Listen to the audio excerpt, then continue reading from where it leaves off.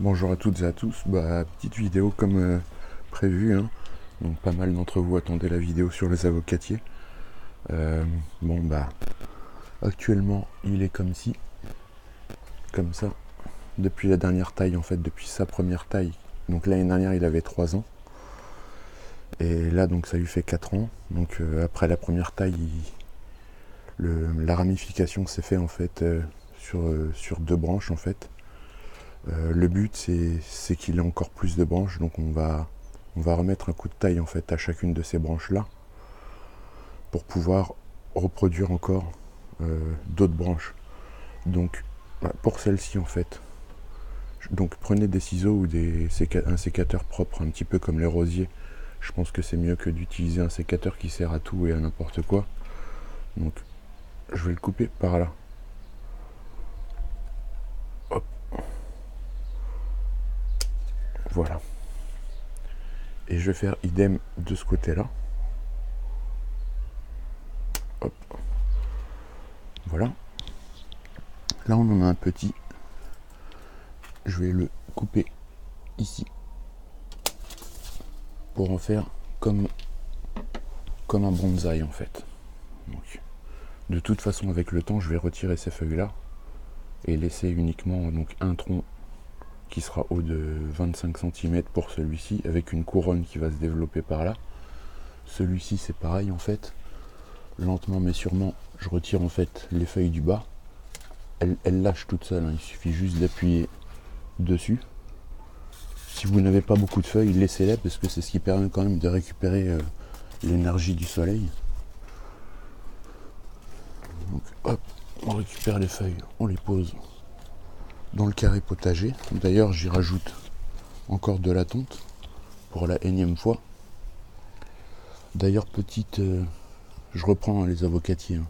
Là tout ça c'est les pieds de tomates en fait qui poussaient en pagaille dans le compost, donc je les ai récupérés, mais ayant cassé en fait les racines, j'ai plongé toutes les branches dans de l'eau de pluie, donc elles vont faire des racines et elles seront plantées.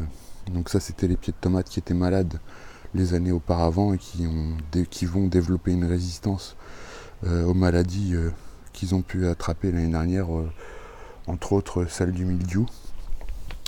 Pareil, ça je mets là, tout simplement, dans le carré potager. Voilà, donc ça donne ça. Et dans 30 jours, je dis bien dans 30 jours, on fera un petit bilan. Il aura encore 2 nouvelles jeunes pousses.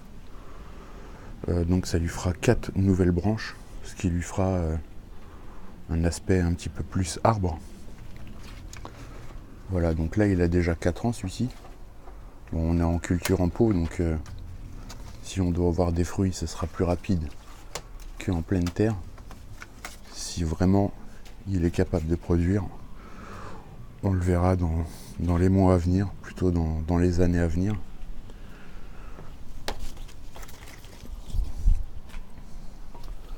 Alors celui-ci, il a été planté l'année dernière, au mois d'août.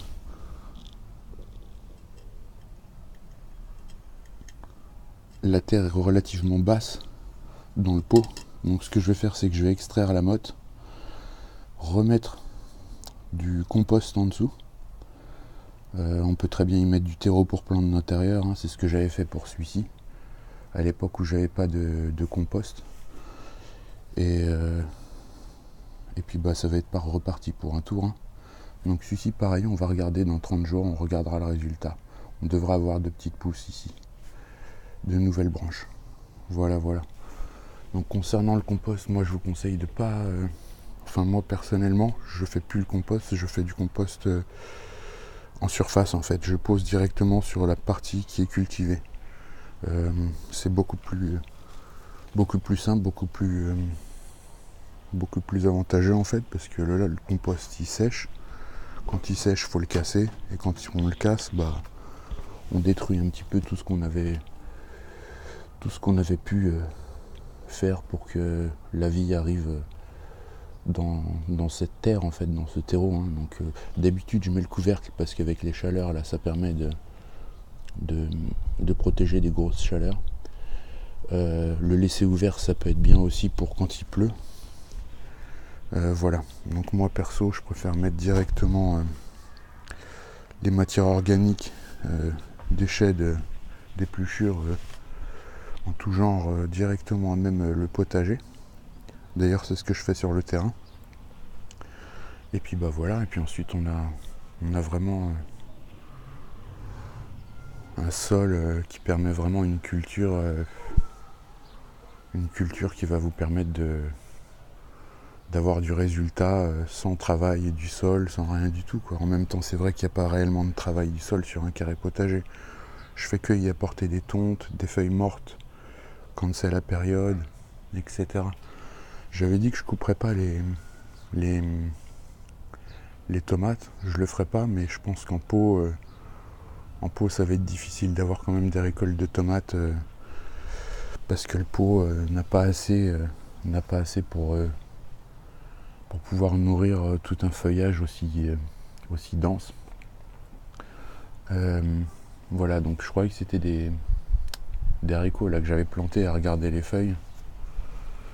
Ça ressemble pas vraiment aux feuilles de tomates, hein, comme ici. Bon, là c'est de la cœur de bœuf, donc là en fait ça doit être la tomate ananas, je pense. C'est la première année que je la cultive, donc on a la tomate qui est là. Et j'aurais juré que c'était les haricots. C'est vrai que j'ai pas noté, j'ai pas fait des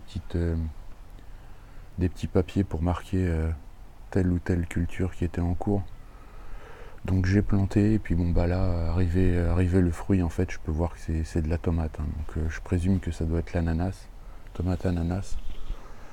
Ou peut-être, ça m'étonnerait que ce soit la tomate cerise noire, comme j'avais dit. J'ai aussi planté de la tomate cerise noire.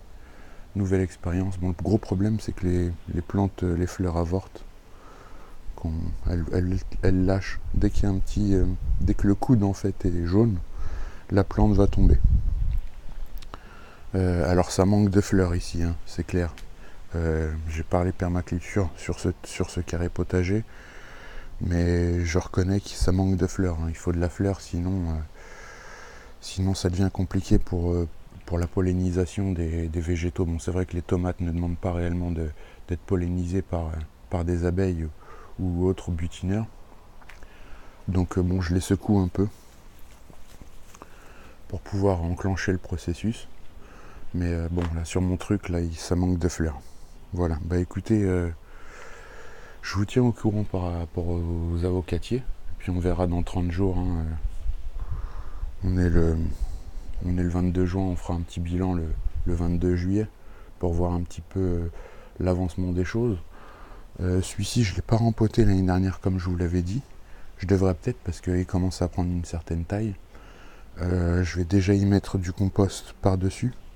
Compost maison, hein. Et puis on verra ce qui se passe à l'avenir. Voilà. Je vous dis à très bientôt, portez-vous bien surtout. Et à très bientôt. Ciao.